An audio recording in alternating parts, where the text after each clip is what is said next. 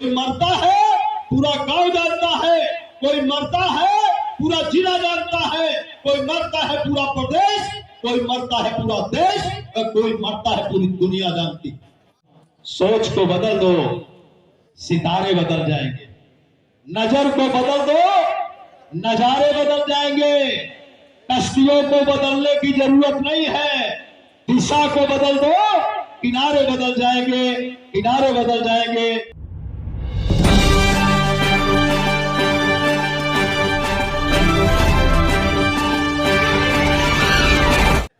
सर्वप्रथम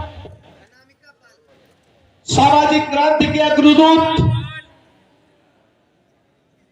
भारतीय राजनीति को एक नई दिशा देने वाले, हमारे समाज में जन्मे ईवी रामास्वामी नायकर पूरे देश के तमाम धार्मिक स्थानों का पुनर्निर्माण कराने वाली,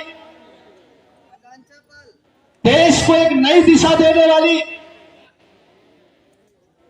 महारानी अहिल्याबाई होलकर के चरणों में श्रद्धा सुमन अर्पित करते हुए आज इस कार्यक्रम की अध्यक्षता कर रहे हैं अध्यक्ष जी, संचालन कर रहे संचालक महोदय। इस कार्यक्रम की अध्यक्षता प्रीतिपाल जी कर रही है। मुख्य अतिथि के रूप में अखिल भारतीय पाल महासभा के राष्ट्रीय अध्यक्ष परम आदरणीय प्रकाश पाल जी, आरयूपी राष्ट्रीय पार्टी के राष्ट्रीय अध्यक्ष भाई साहब बाबूराम पाल जी, रालोद श्रमिक प्रकोष्ठ के प्रदेश अध्यक्ष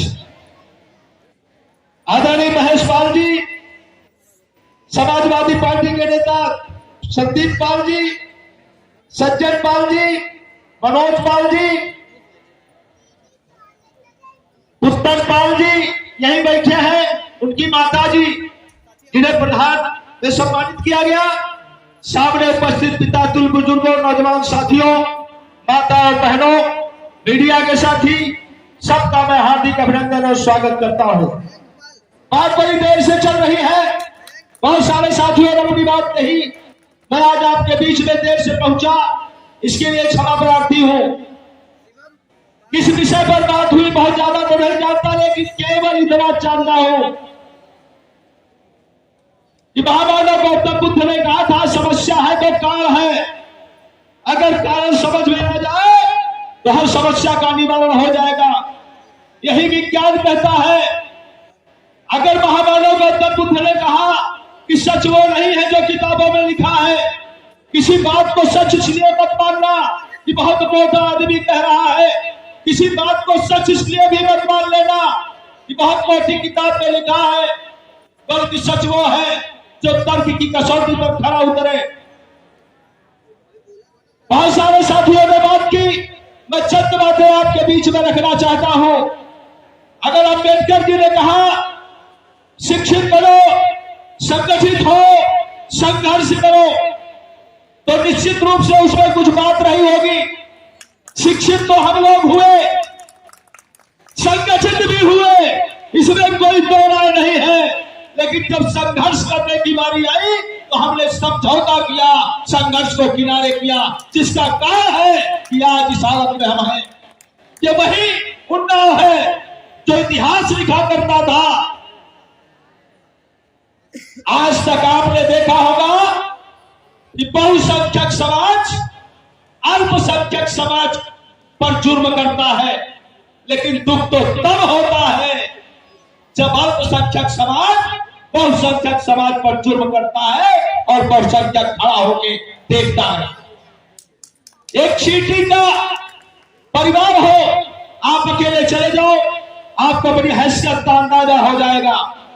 जब उन्नाव में सबसे ज्यादा हमारी आबादी है तो हम पीछे क्यों हैं? इसका कोई दूसरा दोषी नहीं है, इसके दोषी हम स्वयं हैं, कोई दूसरा नहीं। लेकिन बधाई देना चाहता हूं यहां के सामाजिक कार्यकर्ताओं को।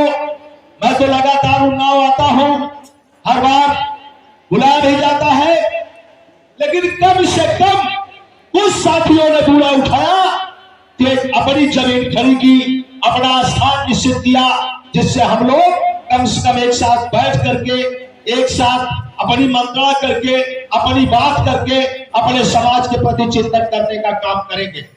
बड़ी उपलब्धि है, छोटी मोटी उपलब्धि नहीं है, लेकिन केवल कहने से नहीं होगा।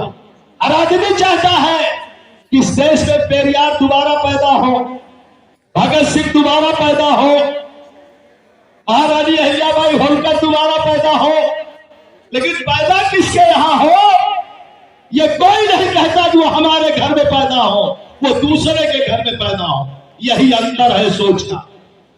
कौन आएगा करने के लिए? कोई दूसरा आएगा क्या?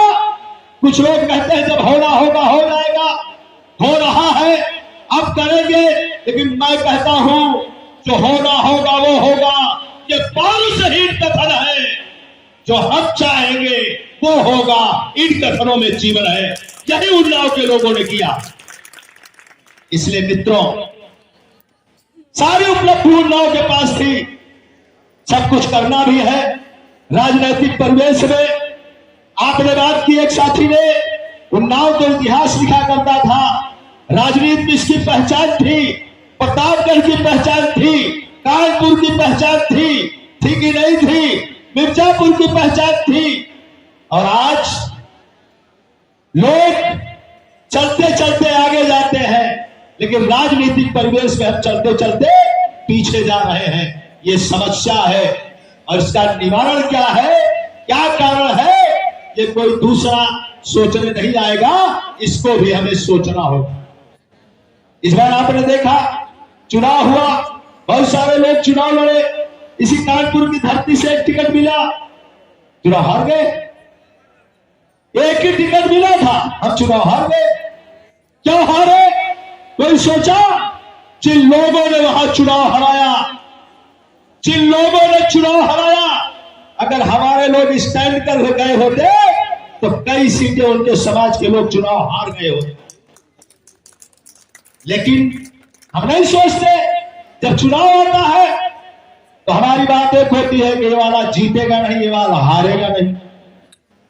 हमारा वाला जीत नहीं रहा है, इसलिए इधर है। मैं एक बात कहना चाहता हूं,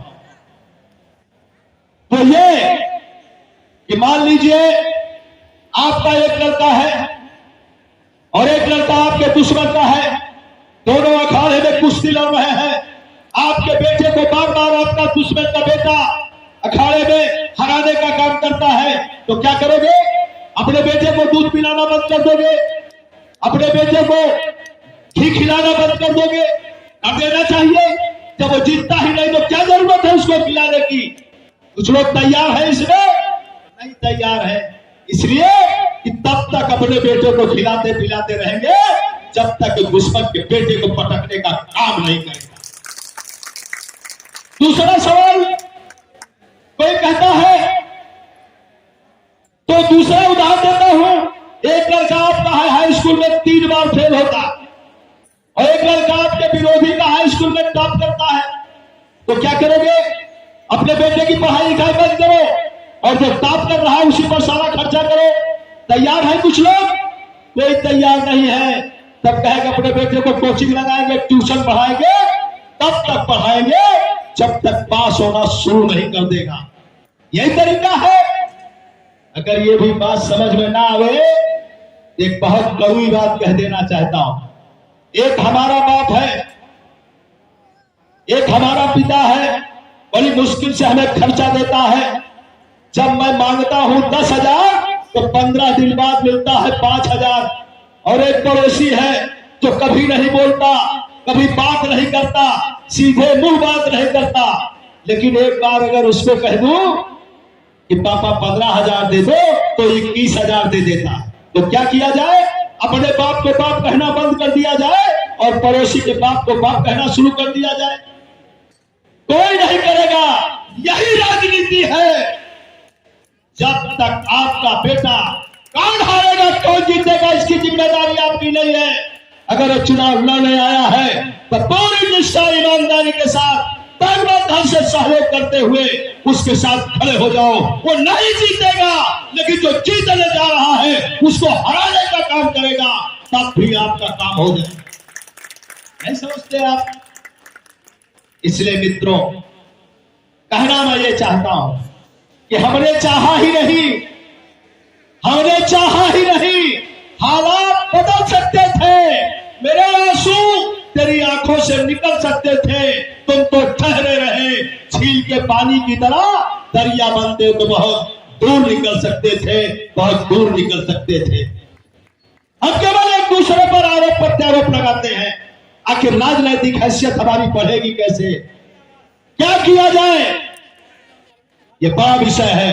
कौन करेगा? कोई दूसरा आएगा क्या? हम ही आपको करना होगा।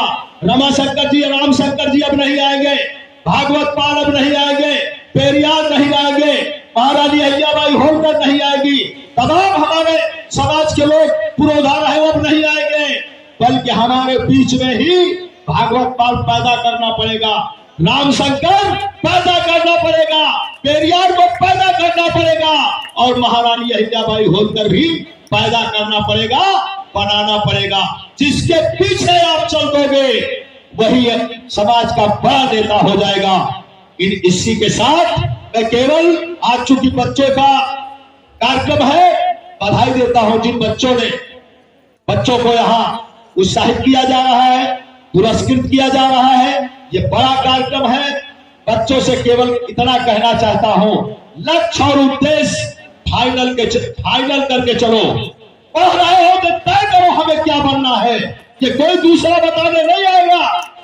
इसलिए कह रहा हूं, शिक्षा शेरनी का वह दूध है जो ही पीता है वही दहाड़ता है। लेकिन दो तरह के लोग होते हैं, एक पढ़ा लिखा होता है, एक लिखा पढ़ा होता है।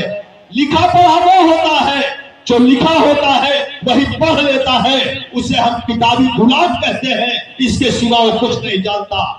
लेकिन पढ़ा और लिखा वो होता है, पढ़ता जरूर है लेकिन सही क्या है गलत क्या है इसको वो खुद तय करता है, उसे पढ़ा और लिखा कहा जाता है।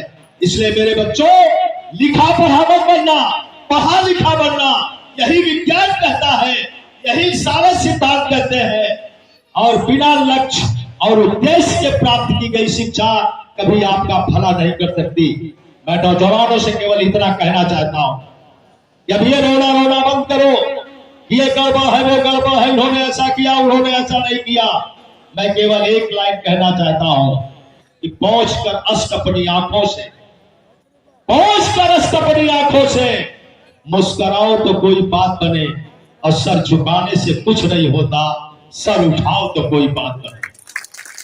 और उनके लिए मेरी ये लाइन है जो इस कार्यक्रम में नहीं आए होंगे लेकिन माइक की आवाज से सुन रहे होंगे, ऐसे लोगों के लिए मेरी लाइन है कि नफरतों के जहान में जो लोग कहते हैं कि ये गड़बड़ है, संचालन करने वाले कुछ लोग कहते होंगे पुत्तन पाल जी गड़बड़ है, कुछ लोग कहते हैं रमानाम आश्रय गड़बड़ होंगे, रमाशंकर जी होंगे, संतोष जी होंगे, तो अच्छा कौन है ये बताओ, उसे जिम्मेदारी देनी चाहिए। उनके लिए मेरी ये लाइन है कि नफरतों के जहान में हमको प्यार की बस्तियां बसानी है, दूर रहना कोई कमाल नहीं, पास आओ तो कोई बात बने। और जिंदगी भीख में नहीं मिलती, लाइन संचालक महोदय की कह दे रहा हूं कि जिंदगी भीख में नहीं मिलती, जिंदगी बढ़ के छीनी जाती। आपने कहा आए सब है, जाएंगे भी सब, लेकिन जो मरने वाले हो उनसे भी कहिए कि आए नहीं, जैसे दादाजी तो आ गए हैं। बहुत सारे लोग घर बैठे केवल हुक्का पी रहे होंगे, नहीं वही गुटखा खा रहे होंगे, वक्त नहीं है। वो भी कहेंगे हम क्या करने जाएंगे, मरना तो ही है। उनसे कह दो भाई मरना है तो आधे मर जाओ, तैयार हो जाएगा क्या? कोई नहीं तैयार होगा। मौत में बहुत बड़ा फर्क है, तो तय है मरना है, लेकिन मौत में बहुत बड़ा फर्क है। कोई मरता है केवल घर वाला जानता है, कोई मरता है पूरा गांव जानता है, कोई मरता है पूरा जिला जानता है, कोई मरता है पूरा प्रदेश, कोई मरता है पूरा देश, और कोई मरता है पूरी दुनिया जानती। ये फर्क है मौत में। आज समझ में आया, उदाहरण बता देता हूं। जहां एक कार्यक्रम चल रहा है, यहां से लेके मेन रोड के बीच में 100 कुत्ते मर जाए, 100 कुत्ते मर जाए, कोई पूछने नहीं आएगा कुत्ता कहां से आया, किसने मारा, क्यों मारा। कुछ बच्चे उसकी टांग में रस्सी फंसाएंगे, कुछ लोग पूछ में खींच के बाहर फेंक देंगे, कोई नहीं पूछेगा। लेकिन इसके बीच में अगर एक शेर मर जाए तो गारंटी के साथ कहता हूं, उन्नाव के जिलाधिकारी खड़े नजर आएंगे, उन्नाव के पुलिस अधीक्षक खड़े नजर आएंगे, कोतवाल खड़ा नजर आएगा, राइफल लेके उस शेर की लाश को रखाते नजर आएंगे। सवाल उठेगा, शेर कहां से आया, किसने मारा, क्यों मारा। कुछ हद तक समझ में आया। हम कौन सी मौत मरना चाहते हैं, ये तय करना हमारी जिम्मेदारी है, इसको कोई दूसरा बताने नहीं आएगा। इसलिए उन्नाव के नौजवानों, बहादुर साथियों, बुजुर्गों के मार्गदर्शन में इस काम को गति दे रहे इस समिति के तमाम साथियों को मैं बधाई देना चाहता हूं कि आप वो काम करके जा रहे हैं।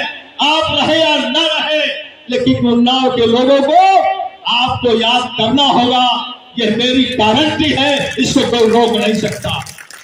यही मैं कहना चाहता था कि जिंदगी भीख में नहीं मिलती, जिंदगी बढ़ के छीनी जाती है। अपना हक इस तंग जमाने से बढ़ के छीन पाओ तो कोई बात बने। इन्हीं चंद शब्दों के साथ आप लोगों से कहना चाहता हूं, समाज के लोगों, सतर्क रहिए, राजनीति में पूरी ताकत के साथ एकदम नजर रखिए। एक पैर आपका खेत खलिहान में हो तो दूसरा हाथ और निगाह आपकी लोकसभा और विधानसभा की ओर होनी चाहिए।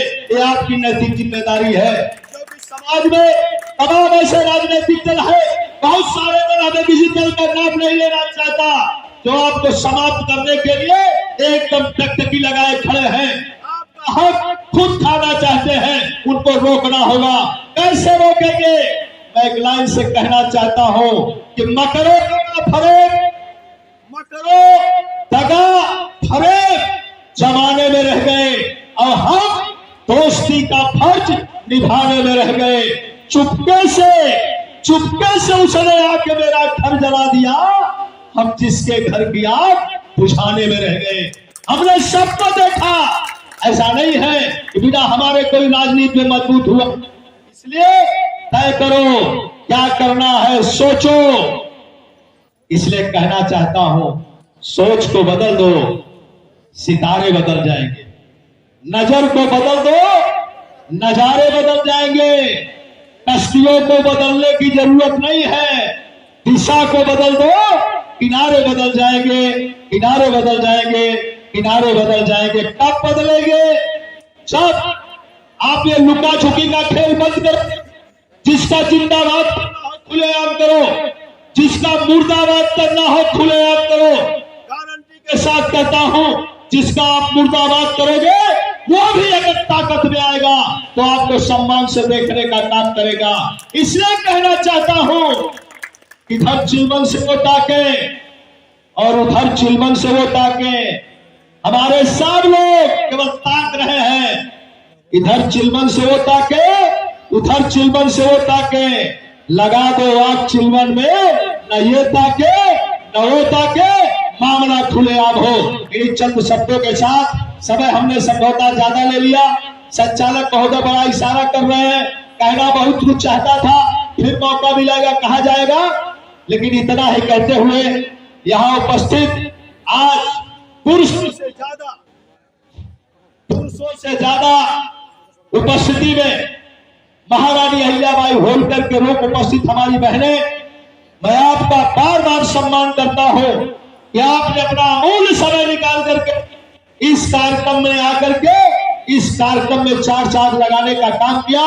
इसलिए आपसे चाहता हूं जोरदार आवाज के साथ, पाल समाज जिंदाबाद। पीछे हाथ नहीं उठ रहा है, आपका भी नहीं उठ रहा है। पाल समाज जिंदाबाद, महारानी अहिल्याबाई होलकर अमर रहे,